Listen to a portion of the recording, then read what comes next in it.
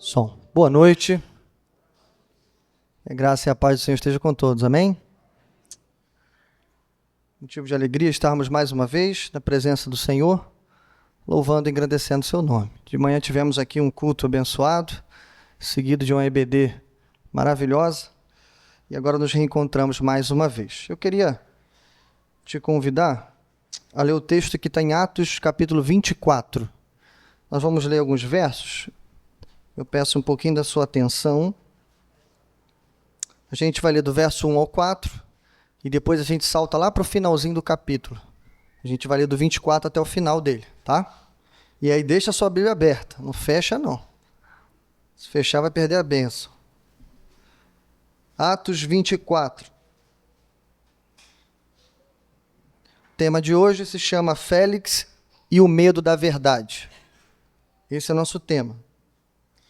Bom, diz assim: 5 dias depois, o sumo sacerdote Ananias desceu a Cesareia com alguns dos líderes dos judeus e um advogado chamado Tértulo, os quais apresentaram ao governador suas acusações contra Paulo.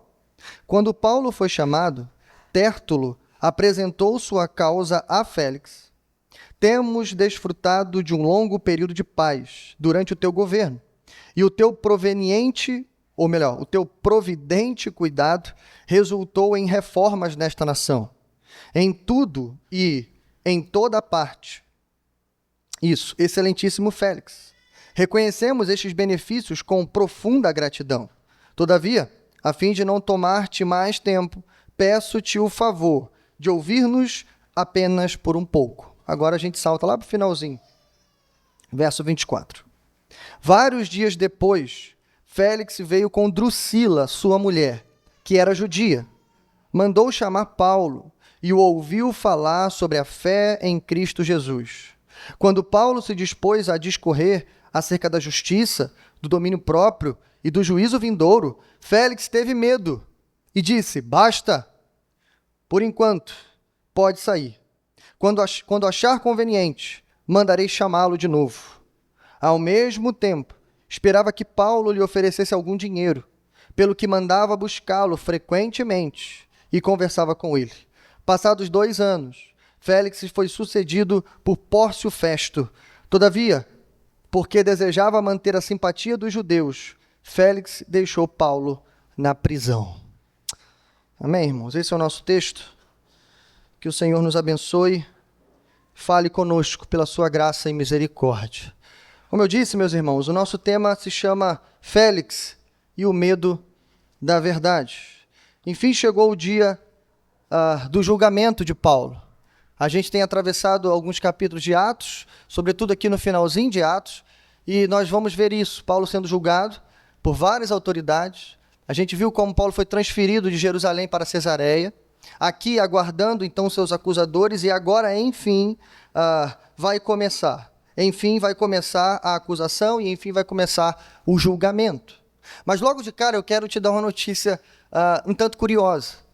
Embora Paulo é quem está sendo julgado por essas autoridades, mas o que vai ficar claro daqui em diante, seja diante de Félix, seja diante de Festo ou até de Herodes, Paulo está sendo julgado, mas na verdade quem será julgado serão essas autoridades pela palavra que Paulo vai falar. Sem saber, achando que julgariam Paulo. Na verdade, eles estavam sendo julgados. E é interessante porque daqui até o final de Atos, você consegue descrever, você consegue apontar para cada uma dessas autoridades e já olhar quais são as acusações que Deus tem contra eles. E aqui no nosso texto, no caso, nós temos esse governador, esse homem chamado Félix. E, obviamente, o canhão está virado para ele. E o pecado desse homem se chama isso, o medo da verdade. Bom, irmãos, e há algo interessante aqui inicialmente, de que, mais uma vez, um homem de Deus, aqui um apóstolo, está diante do governador da Judéia. E, mais uma vez, o tema da verdade também surge. E aí eu não posso, irmãos, deixar de linkar esse texto, essa história, com a história do nosso Senhor Jesus. Afinal, Jesus também se encontrou com o governador da Judéia, lembra? Um homem chamado Pôncio Pilatos. É o mesmo cargo. E aí eu queria elencar aqui algumas semelhanças e, obviamente, pelo menos uma diferença. Então, eu queria que você prestasse atenção nisso. Tá? Inicialmente, irmãos, ambos, Jesus e Paulo, foram julgados perante o governador da Judéia. Jesus por Pilatos e Paulo por Félix. Ambos, Jesus e Paulo, foram acusados pelo Sinédrio e pelo sumo sacerdote. Ambos também sofreram falsas acusações e foram contratadas falsas testemunhas. Mais ainda, o ódio desse povo contra Jesus e Paulo era um ódio mortal. Para ambos, o que eles queriam não era uma simples acusação seguida de uma punição, mas sim a morte. Por isso eles estão lá. E por último, o tema da verdade se encontra nas duas histórias. E é aqui que está a única diferença. É que quando Jesus está diante de Pilatos, e você lembra do texto, Jesus acabara de dizer a seguinte frase: eu vim para dar testemunho da verdade. É nesse momento que Pilatos vira para Jesus e diz: mas o que é a verdade? Então a diferença entre Pilatos e Félix é que Pilatos, diante da verdade, relativiza a verdade. Ele não quer que a verdade seja certeira, pessoal, verdadeira, ou que seja uma coisa só. Mas para Félix é diferente. Félix não relativiza a verdade, mas Félix foge da verdade. Félix tem medo da verdade, porque quando Paulo prega o evangelho dentro do palácio, e em um dado momento, quando chega, ele diz assim: se cale, chega, agora eu vou te ouvir numa outra ocasião. Bom, isso me leva a pensar numa verdade, irmãos, que todo mundo que relativiza a verdade, no fundo, tem medo da verdade. Todo mundo que transforma a verdade em várias coisas, para na verdade ela não ser nada, é porque no fundo ela tem medo de que a verdade seja pessoal, de que a verdade o acuse, de que a verdade o confronte de verdade. Por isso, a gente vai ver que o medo de Félix é o medo da verdade. Mas e o seu medo? Qual medo você tem? Ou você tem medo de alguém? Você tem medo de ser confrontado? Você tem medo da sua reação ao ser confrontado pela verdade? Bom, a grande lição que aprenderemos escute isso. Paulo está no tribunal de Félix, enfrentando um advogado eloquente, falsas testemunhas e um juiz corrupto. No entanto, ele sabe que tem ao seu lado um advogado superior, um tribunal celestial e o julgamento vindouro. Paulo se apega à verdade, pois contra ela os homens podem até negar ou adiar, mas jamais poderão se livrar. É sobre isso que o nosso texto vai falar nessa noite. Então a gente vai ver aqui basicamente os três personagens do texto e os seus medos. Então me acompanhe. Em primeiro lugar, Tértulo e seu medo das autoridades, dos versos 1 ao 9. Deixa a sua Bíblia aberta aí. Então, irmãos, a gente leu inicialmente de que o julgamento começou. É interessante porque Paulo foi levado para Cesareia e ele está lá aguardando seus acusadores, o sumo sacerdote, Ananias, junto com um grupo de homens. O nosso texto diz justamente isso, que eles acabaram de chegar. Um tempo depois, 5 dias depois, eles chegam em Cesareia. Só que eles não estão sozinhos. Eles chegam com essa figura emblemática, esse homem chamado Tértulo. O que você tem que pensar aqui é exatamente isso. Eles contrataram um advogado, e pelo que o texto deixa claro para a gente, era alguém eloquente, alguém capaz de fazer uma excelente defesa, ou melhor, uma excelente acusação. Então, em outras palavras, em palavras simples, irmãos, o Sinédrio está jogando pesado contra Paulo. A ideia deles é justamente essa, é que Paulo não tenha chance de defesa. Talvez eles pensaram assim: Paulo é muito esperto, Paulo tem muito conhecimento. Você estudou com Gamaliel? Então tá bom, vamos contratar um camarada tão esperto quanto Paulo para acusá-lo e ele não ter como se defender. Mas aí então aparece esse advogado. E o que eles não sabiam é que Tértulo logo vai deixar transparecer, no meio das suas acusações, também o seu medo. E como eu disse, Tértulo sofre de uma doença chamada medo das autoridades. Porque Tértulo vai fazer duas coisas, resumindo aqui o texto, em que ele acusa Paulo. Duas coisas ele vai fazer. A primeira é bajular o governador. E a bajulação dele, tem uma nota interessante. Ele diz assim no verso 2: temos desfrutado de um longo período de paz durante o teu governo, e o teu providente cuidado resultou em reformas nesta nação. Sabe como que a gente sabe que Tértulo está sendo bajulador aqui? Porque cada palavra que saiu da boca dele é mentira. Cada elogio que ele está dispensando sobre Félix, sobre o governador, é falso. Na verdade, tudo o que ele falou deveria ser o oposto. Ou simplesmente não ter dito nada. Mas Félix, ou melhor, Tértulo está diante de um homem cruel, um homem perverso, um homem mau. E se você não sabe, Félix é uma figura histórica. Graças a Deus a gente tem conhecimento de quem ele foi, como ele viveu, de onde ele saiu, como que ele chegou na Judéia, e tudo isso. Mas encurtando para você a história de Félix, eu diria só o seguinte para você. Félix, irmãos, ele era escravo. É curioso porque Félix foi escravo da mãe do imperador Cláudio. Mãe do imperador Cláudio. Ele foi escravo, obviamente, por algum tempo, e a gente não sabe a razão, mas Félix conseguiu a liberdade. E depois de conseguir a liberdade, ele foi ascendendo na carreira, subindo os postos, as graduações, ascendeu na sociedade até chegar a governador. O que a gente também sabe é que Félix é irmão de um homem chamado Palas. E acredita-se que provavelmente foi Palas, o seu irmão, que foi levantando Félix até o cargo de governador. Foi ajudando ele. Sabe quem foi Palas? Palas foi secretário e confidente pessoal de Nero, o famigerado imperador Nero. Então é isso, essa é família boa, né? Pessoal bom, só gente boa aqui no texto. Bom, o historiador Tácito escreveu sobre Félix. Uma frase curta, mas dá para a gente sentir quem ele era. Ele disse assim: praticava toda espécie de crueldade e lascívia, exercendo o poder de rei com todos os instintos de um escravo. É interessante porque Tácito não é cristão, mas olha como é que ele descreve Félix. Ele agia como rei, mas tinha instinto de escravo. Em outras palavras, ele foi liberto, mas continua com aquela mentalidade, praticando crueldade e lascívia. Flávio Joséfo, irmãos, ainda piora mais um pouco a vida de Félix. Sabe por quê? Flávio Joséfo vai dizer que na época de Félix, na época que ele foi governador da Judéia, o bandidismo na Judéia cresceu. A prática, né, de assaltos, emboscadas no meio do caminho cresceu. E aí descobriu-se com o tempo que era Félix que alimentava esses grupos, a ponto de Félix fazer uma conspiração e mandar matar o sumo sacerdote da época, um homem chamado Jonatas. Veja, irmão, esse é o governador. E você percebe que Tértulo está diante dele, agradecendo a ele por promover a paz. É o exato oposto. Obrigado pelas suas reformas. Que reformas, irmãos? Aquele homem era mau, perverso. Bom, mas ele continua bajulando. Tértulo faz outra coisa, falsas acusações.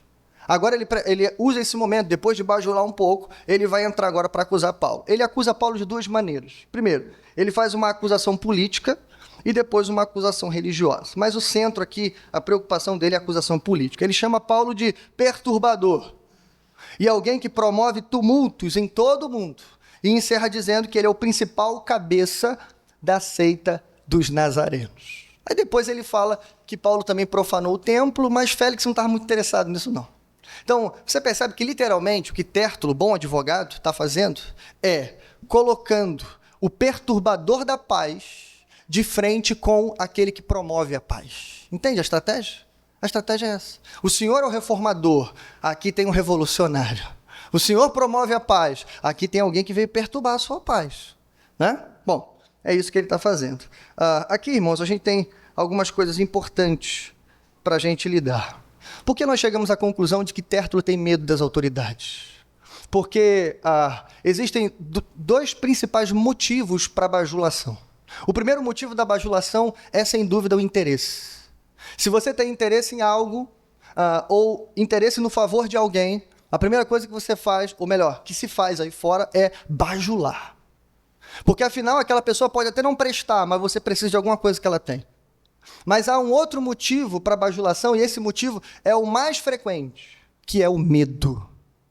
Pessoas são bajuladas sobretudo pessoas que estão em lugar de autoridade, em posição de decisão ou de chefia sobre você.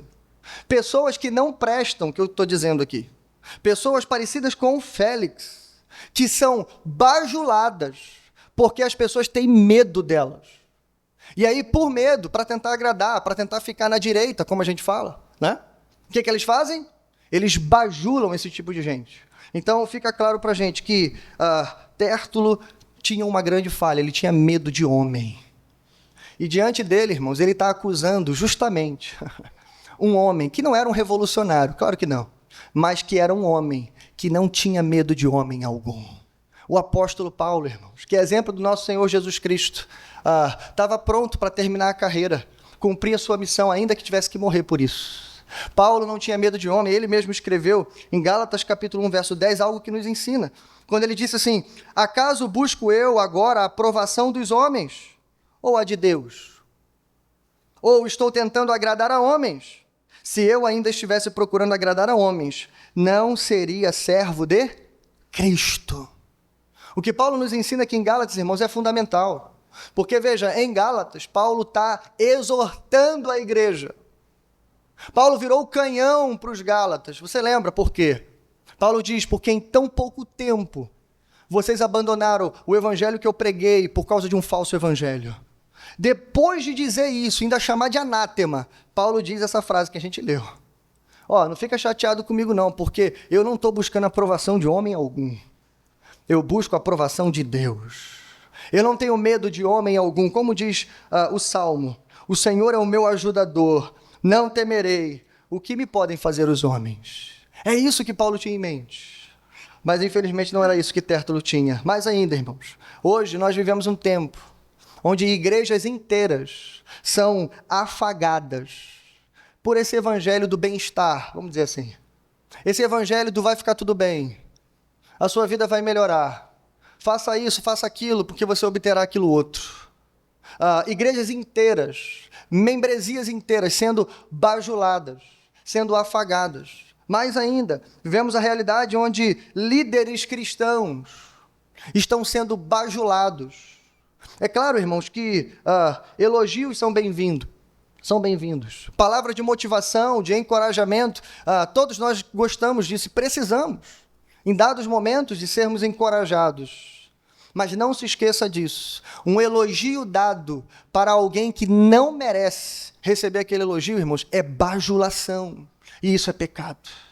Que Deus tenha misericórdia de nós. E lembre-se também, nós temos que amar as pessoas. Então anote isso. Para amar as pessoas, nem sempre você vai agradar todo mundo. Para amar, não necessariamente você tem que agradar. Às vezes, para amar, você terá que desagradar alguém. Mas lembre-se disso. Se você desagradar alguém, por amor a ela, saiba disso, você está agradando a Deus. Amém? Seguindo, em segundo lugar, vejamos Paulo agora e o medo de Paulo. Sabe qual é o medo de Paulo? Paulo e seu medo de uma consciência culpada. A partir do verso 10, vamos ler o verso 10? Paulo inicia a sua defesa.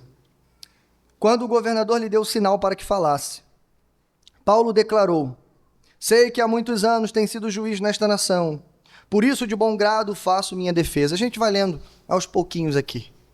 Algumas coisas aqui, irmãos, merecem a nossa atenção. Paulo vai começar a sua defesa. Em primeiro lugar, Paulo não tem um advogado. Paulo não contratou um advogado, seja porque não tinha dinheiro, né? Ou seja porque não deram tempo para ele. A estratégia é calar Paulo, matar ele, lembra? Só que Paulo vai se defender, ainda que sozinho. Isso é digno de nota. Mas segundo, Paulo não faz bajulação aqui. Paulo está dizendo a realidade dos fatos. Sei que há muitos anos tem sido juiz dessa nação. Se é bom ou ruim é outra história. Terceiro, Paulo começa a sua defesa. Primeiro, o que Paulo vai fazer? Ele vai fornecer a linha do tempo. Ele vai dizer para o governador assim: olha, tem 12 dias que eu subi para Jerusalém. Em outras palavras, se eu estivesse tentando fazer uma revolução, eu já estaria aqui há muito tempo, falando, reunindo grupos, fazendo reuniões. Não, estou aqui há pouco tempo. E ele segue. Segunda coisa, meus acusadores não podem provar nada do que estão dizendo. Nada. Segundo, eles não me encontraram agitando multidões. Eu fui encontrado no templo, pagando votos, buscando uma espécie de purificação cerimonial. E só isso, mais nada. E aí Paulo faz o quê? Ele reafirma sua fé no Deus dos judeus. Vamos ler o verso 14, diz assim: confesso-te, porém, que adoro o Deus dos nossos antepassados como seguidor do caminho, a que chamam de seita. Creio em tudo o que concorda com a lei e no que está escrito nos profetas. Irmãos, é interessante que Paulo e os outros apóstolos também, no primeiro século, eles nunca se viram como ex-judeus, por exemplo. Eles nunca deixaram a fé judaica, vamos dizer assim, de lado. Pelo contrário, para Paulo não há nenhuma contradição aqui entre judaísmo e cristianismo, não há nenhum problema. Para ele é inteiramente normal e aceitável um judeu que esperava o Messias a sua vida inteira e viu o Messias e agora crê no Messias, adorar a fé e servir e adorar esse Deus verdadeiro, o Senhor Jesus Cristo. Para ele não há nenhuma contradição, nenhum problema nisso. Então ele reafirma sua fé no Deus dos judeus. Segundo, ele reafirma sua fé na ressurreição. Ele diz, olha, tenho em Deus a mesma esperança desses homens, provavelmente os fariseus, de que haverá a ressurreição tanto de justos como de injustos. Então Paulo aqui já está dando a deixa, né? Quando ele fala ressurreição de justos e injustos, ele já está tocando no tema do juízo vindouro, viu? Ele já está falando disso. Calma, ele vai chegar lá. Mas ele está dizendo, olha, eu creio na ressurreição, eu creio em Deus. Mas ele diz assim também, ele reafirma sua consciência limpa. Verso 16, por isso procuro sempre conservar minha consciência limpa diante de Deus. E aí Paulo encerra a sua defesa, falando o que ele estava fazendo em Jerusalém, no templo. E ele fala, eu vim trazer esmolas em Jerusalém, e eu vim me purificar dentro do templo. É isso. Bom, Paulo, irmãos, ele nos dá aqui algo precioso para a gente. Eu queria que você prestasse atenção nisso. Paulo, ele nos ensina algo aqui importante. Provavelmente, Paulo está usando isso contra aqueles homens, aqueles membros do Sinédrio, inclusive os sumos sacerdotes. Paulo falou agora para a gente de 2 tipos de pureza no finalzinho da sua defesa. Ele falou primeiro da pureza de consciência, o que a gente pode chamar de pureza pessoal, e no final ele terminou dizendo assim, inclusive eu fui encontrado cerimonialmente puro no templo. Mas ele também fala da pureza cerimonial. Ou seja, uma pureza interna e uma pureza externa. Então Paulo está dizendo assim, olha, eu não tenho advogado, eu não tenho dinheiro, eu não tenho amigos para me defender, eu não tenho gente poderosa do meu lado, mas eu tenho uma coisa do meu lado, eu tenho a verdade. A verdade está comigo. E por isso eu não tenho medo de autoridade, não tenho medo de vocês. E ele diz, segundo, por que eu não tenho medo? Porque a minha consciência está limpa diante de Deus e diante dos homens. E aí, irmãos, isso aqui é um tiro de canhão para o Sinédrio. Por quê? Porque aqueles homens poderiam afirmar a segunda purificação, mas nunca a primeira. Eles poderiam bater no peito e dizer assim, nós também estamos cerimonialmente puros. A gente não tocou em nenhum moribundo, a gente não tocou em cadáver, a gente não fez nada que contraria a lei, está tudo certo. Mas será que eles poderiam dizer que eles estavam com a consciência pura diante de Deus? Claro que não, eles estavam mentindo. Eles estavam fazendo falsas acusações, estavam com ódio no coração, distorcendo a lei para condenar Paulo. Veja, irmãos, Paulo está mostrando para eles a teologia da consciência limpa. Eu queria gastar alguns minutos com isso, porque é provável que você não tenha ouvido isso ainda, então você vai ouvir hoje. Escute rapidinho. A teologia da consciência limpa vai além de atos externos e consiste em viver de acordo com a palavra de Deus e viver em paz consigo mesmo e tendo integridade moral para com os outros. Então, resumindo, o que é consciência limpa, pastor? Nada mais e nada menos do que eu estou em paz com Deus, eu estou em paz com os meus irmãos, mas eu também tenho paz comigo mesmo. Porque, irmãos, a pior coisa que tem na vida é você sustentar uma máscara, uma imagem falsa de si mesmo. Se você conseguir fazer isso muito bem, você vai conseguir ter paz com todo mundo, mas você não consegue ter paz com você mesmo. A consciência está suja, a consciência condena, a consciência te acusa. Bom, Paulo escreveu algumas coisas sobre consciência, eu queria ler rapidinho para você. 3 coisinhas rápidas. Primeira coisa que Paulo nos ensina sobre consciência é que existe uma lei da consciência. Romanos 2,15, você lembra que Paulo vai dizer que mesmo para os gentios, nós, que não fomos criados na lei e com o conhecimento da lei, temos uma lei no nosso coração, que ora nos defende, ora nos acusa. É aquele senso que tem a moral e natural em cada ser humano, do certo e do errado. E Paulo está dizendo e afirmando isso, existe uma lei da consciência. Segunda coisa que Paulo afirma nos seus escritos, é que existe um nível, existe um tipo de pessoa que tem a consciência cauterizada. E aí é um problema. Olha o que ele diz, 1 Timóteo 4,1. O Espírito diz claramente que nos últimos tempos, alguns abandonarão a fé, seguirão espíritos enganadores e doutrinas de demônios. Tais ensinamentos vêm de homens hipócritas e mentirosos, que têm a consciência cauterizada. Aqui, irmãos, a coisa fica assustadora. Porque se por um lado a gente tem a lei da consciência, a nossa própria consciência, lá no fundo, falando pra gente, tá errado, Miguel. Tá errado, não vai por esse caminho. Você sabe que isso é errado, que isso é pecado. Por outro lado, irmãos, há algumas pessoas que chegaram num nível de pecado tão profundo, tão depravado, tão terrível, que a consciência perdeu a voz. Ou ela fala, mas não é ouvida.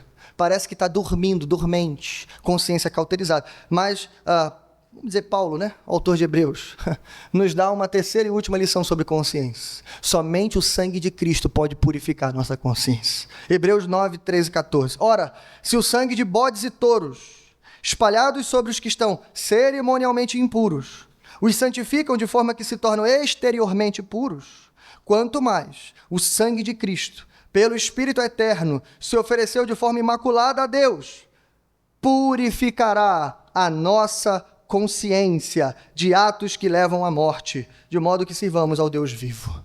Veja que o autor aqui de Hebreus está colocando para a gente, em paralelo, de novo, a pureza cerimonial com a pureza pessoal. Ele está dizendo, o sangue dos touros serviam para deixar a gente puro, mas puro exteriormente. Mas somente o sangue de Cristo tem poder para purificar a nossa consciência. Eu não sei como você está com sua consciência. Paulo, diante daquele tribunal, disse em alto e bom som, olha, eu estou em paz, minha consciência está limpa diante de Deus e dos homens. Eu não sei como é que você entrou aqui pensando consigo mesmo, talvez brigando consigo mesmo. Talvez você pensasse assim, hoje não era bom nem ter vindo para a igreja, porque a gente tem essa falsa noção do evangelho, de que quando a gente está em pecado, ou cometemos um pecado, ou recentemente pecamos, o melhor é ficar longe de Deus, enquanto a Bíblia diz o contrário. Quando você pecar, meu irmão, procura o teu advogado que está no céu. Não Tértulo, mas o Senhor Jesus, porque Ele é fiel e justo para te purificar os teus pecados. Quando pecamos, a gente tem que correr para o nosso Deus bendito, misericordioso e gracioso, e orar e clamar a Ele desesperadamente, Senhor, perdoa, porque eu pequei contra Ti e contra os céus. Bom, irmãos, se você entrou aqui sentindo algum tipo de culpa ou ainda está carregando algum tipo de culpa na sua consciência, então bota essa palavra dentro do seu coração hoje. Escute isso. Jesus Cristo morreu na cruz, não só para te libertar do poder do pecado, mas também para libertar a sua consciência do pecado. Você não tem que carregar culpa, porque o sangue de touros te limpava por fora, mas o sangue de Cristo te limpa por dentro. Você tem que começar a cantar para a sua consciência, estou liberto em nome de Jesus. Então guarda essa palavra no seu coração. Você não vai ter só paz com os outros, você vai ter paz consigo mesmo. Bom, em terceiro lugar, para a gente caminhar para o fim, ao último, e aí sim, né, o nosso personagem talvez principal do texto, que é o governador, Félix, e seu medo da verdade. Me acompanhe verso 22. Então Félix, que tinha bom conhecimento do caminho, adiou a causa e disse, quando chegar o comandante Lísias, decidirei o caso de vocês. Ordenou ao centurião que mantivesse Paulo sob custódia, mas que lhe desse certa liberdade e permitisse que os seus amigos o servissem. Bom, a gente viu as acusações, a gente viu a defesa e agora a gente está esperando, né, para saber qual é a decisão do nosso governador. Infelizmente, irmão, não dava para esperar muita coisa de um homem cruel, um homem corrupto, não dava para esperar muito. E o que ele faz? Ele adia a decisão. Isso aqui a gente já descobre pelo final do texto que é mentira, viu? Mentira. Não há nenhuma informação de que Cláudio, tribuno, veio de Jerusalém para Cesareia para dar o seu testemunho em favor de Paulo ou contra Paulo. Não há essa informação.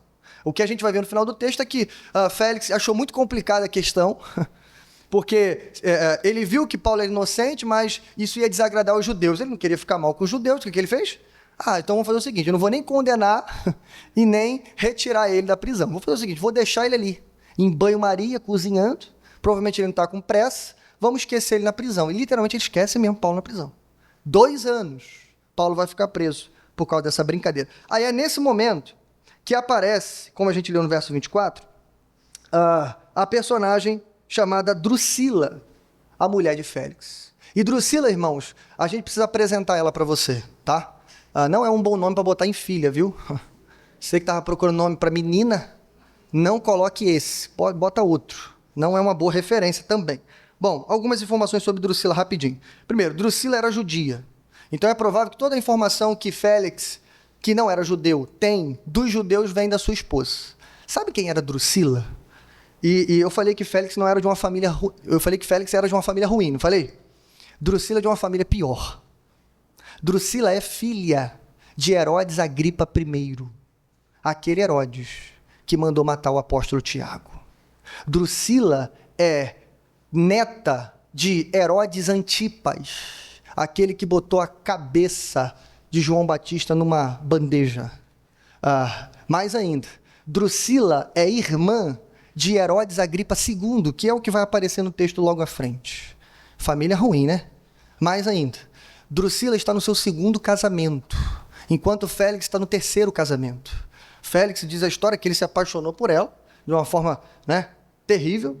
Drusila era casada com um rei de uma província lá da Síria, casada com um rei. Ele seduziu, é isso que a história conta, Drusila, e ela então se divorciou do seu marido, deixou o rei para ficar com o governador, e foi então morar no palácio de Cesareia. Sabe-se lá por quê. Bom, é provável que Drusila tivesse também conhecimento sobre o caminho, ou seja, sobre a igreja. E todo o conhecimento que Félix tem vem de Drusila. E por isso que ela aparece no verso 24. Porque provavelmente é ela que está falando com Félix e dizendo assim, eu quero ouvir o Paulo também.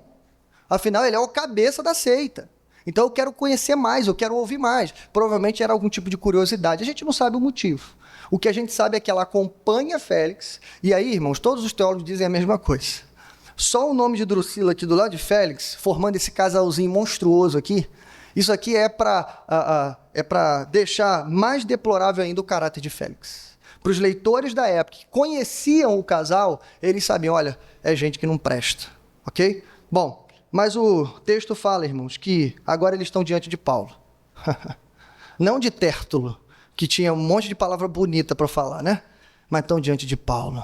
E aí, com curiosidade, seja lá por qual motivo, eles pedem Paulo para falar um pouquinho mais sobre o que ele acreditava. Irmãos, o texto é belo demais. O texto fala no versículo 24, finalzinho. E ouviu falar sobre a fé em Cristo Jesus. Em resumo, pregar o evangelho. É interessante que Lucas não dá o conteúdo da mensagem de Paulo, como ele faz em outros lugares. Mas Lucas deu os tópicos da mensagem.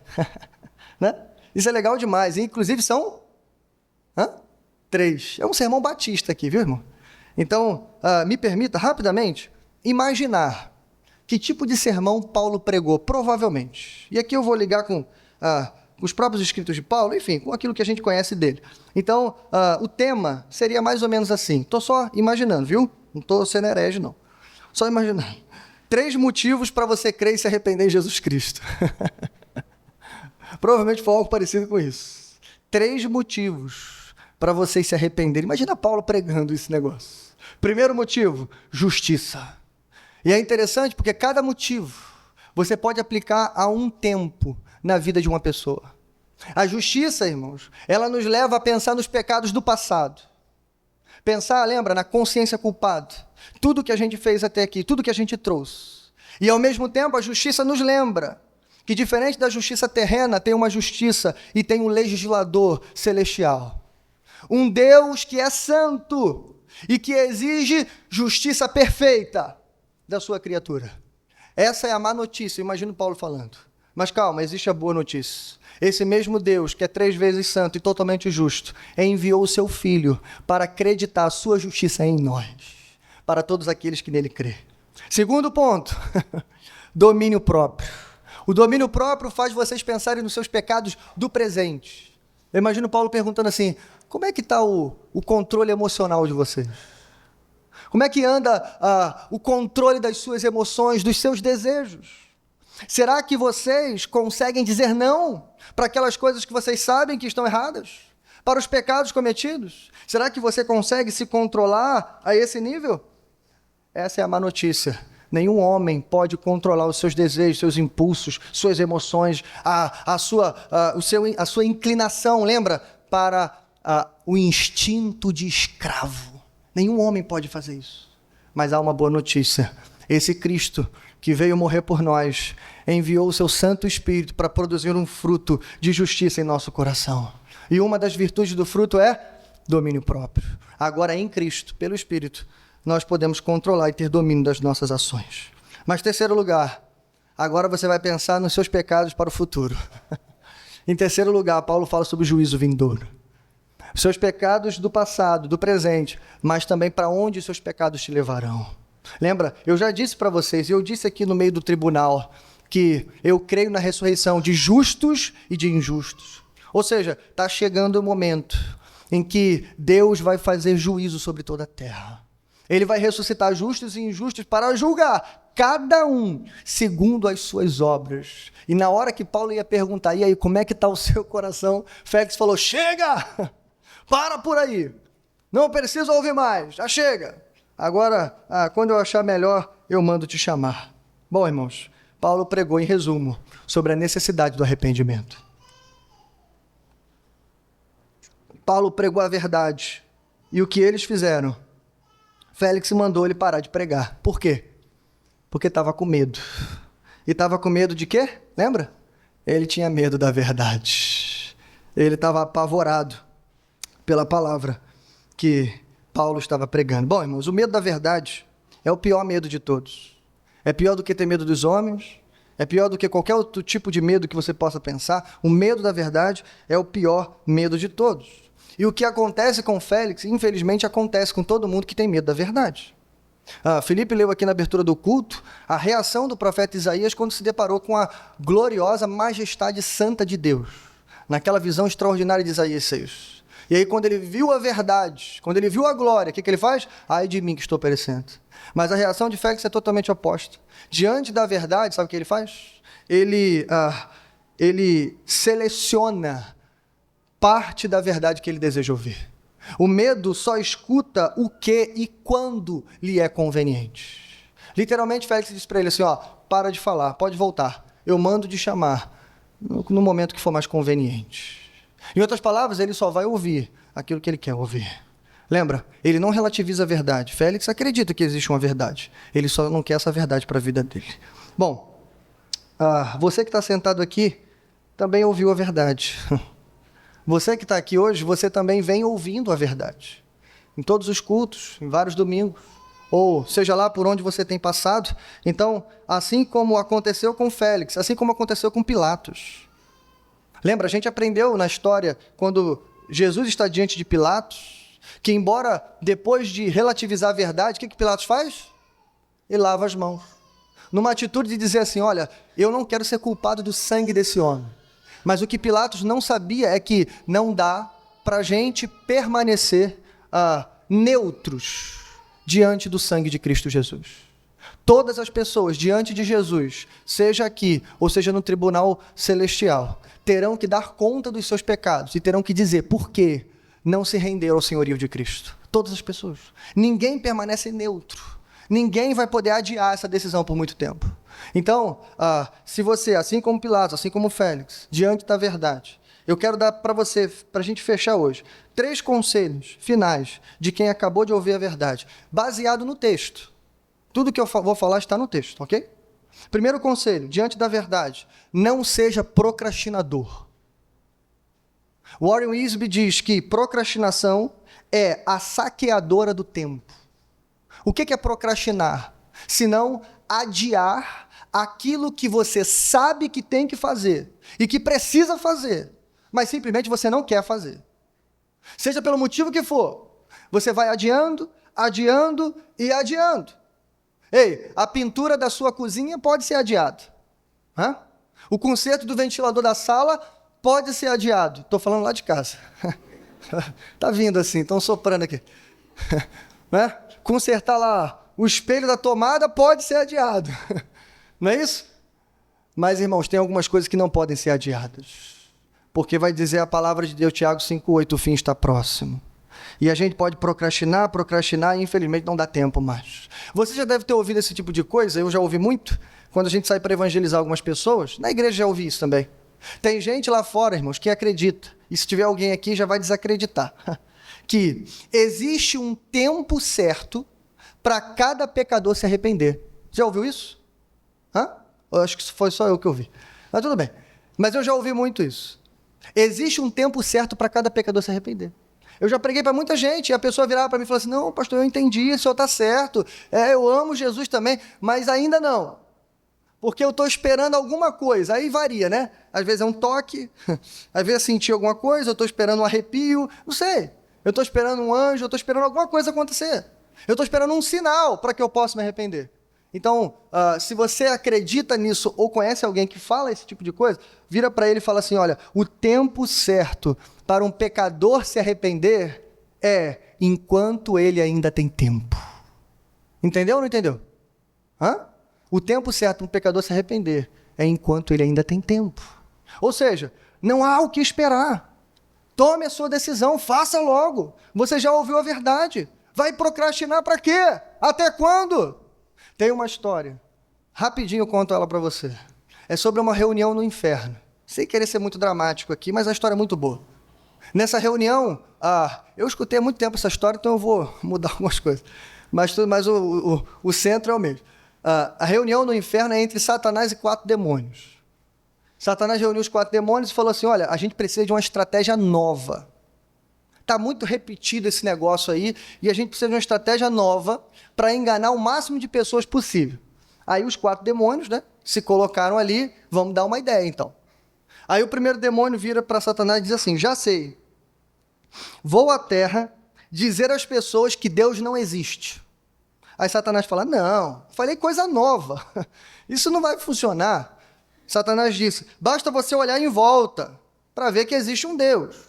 Isso não dá certo. Aí o segundo demônio apareceu e disse assim, tá bom, então eu vou lhes dizer que o céu não existe. Aí Satanás disse, isso também não funciona. Por quê? Todo mundo sabe que existe alguma coisa depois da morte. E a maioria das pessoas desejam algum tipo de céu. Então isso não cola. Aí o terceiro demônio aparece e diz, então vamos dizer que o inferno não existe. Aí Satanás diz de novo, também não funciona. Porque a consciência deles, no fundo, fala para eles que os seus pecados serão julgados de alguma maneira. Só algum tipo de pessoa que cai nisso. Então não dá para pegar todo mundo. Aí vem o quarto demônio, mais esperto. E ele diz assim, pronto, já tem a solução, já sei. Vou à terra dizer a todos que não precisam ter pressa. Veja, irmãos, a história é meio lúdica, mas ela diz uma grande verdade. O principal passatempo do diabo hoje não é te destruir, é te distrair. É fazer com que você continue adiando as decisões importantes da sua vida, e essa decisão que é a mais importante da nossa vida, quando a gente se decide pelo nosso Salvador, quando a gente se arrepende dos nossos pecados e toma essa decisão diante de Deus e da igreja.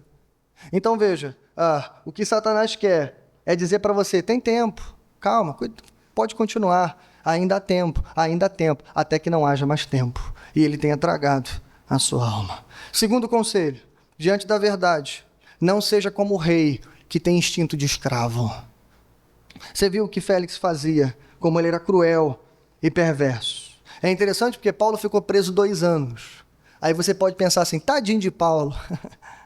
Irmãos, eu acho que ficar preso para Paulo naquela época era uma espécie de férias para ele. Então não fica com pena dele, tá? Você tem que ter pena das pessoas que carregam as suas prisões invisíveis para onde elas vão. Paulo estava preso, mas ele era a pessoa mais livre daquele palácio. Paulo estava encarcerado, mas no fundo, ele tinha a liberdade de Cristo Jesus. Aquele homem, aquela mulher, aquelas pessoas dali, eles viviam de modo que estavam escravizados em seus próprios pecados. Ouviram a verdade, mas pelo medo da verdade rejeitaram, fugiram e continuavam escravos de seus desejos. Mas o terceiro e último conselho que eu dou para você, para fechar a Bíblia, é: diante da verdade, não vá para o tribunal sozinho. Irmãos, a gente viu que Paulo estava em desvantagem. No tribunal de Félix, Paulo não tinha ninguém para ajudar ele. Mas a gente viu que ainda assim, diante de um advogado eloquente, Paulo conseguiu fazer uma boa defesa. Claro que isso não significou nada, porque o tribunal era corrupto. Mas, irmãos, isso funciona para o tribunal humano. É possível que você pudesse se levantar e fazer uma boa defesa da sua vida, da sua trajetória ou do que tem acontecido. Mas no tribunal celestial, você vai precisar muito mais do que um advogado eloquente, muito mais do que um advogado bajulador. Lá naquele grande dia, quando os céus se desenrolarem da presença do Santo, Santo e Santo, quando todas as pessoas que já passaram pela terra estiverem ressuscitadas, e aquele que está sentado no trono branco se levantar e começar o julgamento, nesse dia, você vai precisar do advogado que em Apocalipse também é chamado de a testemunha fiel e verdadeira. Sabe por quê, irmãos? Porque a cena é muito gloriosa. A cena do tribunal é basicamente essa. A defesa que Jesus vai fazer pela sua vida, por aqueles que creram no seu nome, aqueles que não rejeitaram a verdade, mas abraçaram a verdade. Sabe qual é a defesa que ele vai fazer? Provavelmente ele não vai dizer muito. Provavelmente ele não vai fazer grandes discursos como o Tértulo fez aqui. É possível que ele apenas vire para o Pai e levante uma das suas mãos, por exemplo, e diga assim, tá vendo aqui? Foi por ele, foi por ela. Então ele vai dizer: vinde benditos do meu Pai, e recebeis o reino por herança. Esse é o nosso advogado. E a minha esperança é que nesse grande dia você não esteja sozinho. Você esteja fiado e agarrado a ele. É claro, irmãos, esse advogado você não pode pagar. Assim como Paulo provavelmente não tinha dinheiro, não tinha recursos, não tinha amigos importantes. Mas a boa notícia, e eu encerro com ela, é que esse advogado é de graça. É ele que pagou o alto preço pela sua vida, para te libertar de uma consciência culpada e te libertar da condenação do seu pecado. Então creia em Jesus Cristo, hoje, amanhã e sempre. Porque quando chegar aquele grande dia, ele vai estar à destra do Pai. E aqueles que são seus, ele vai reconhecer na entrada. E ele vai dizer: foi por você que eu morri. Amém? Vamos orar, pedindo graça e misericórdia ao Senhor.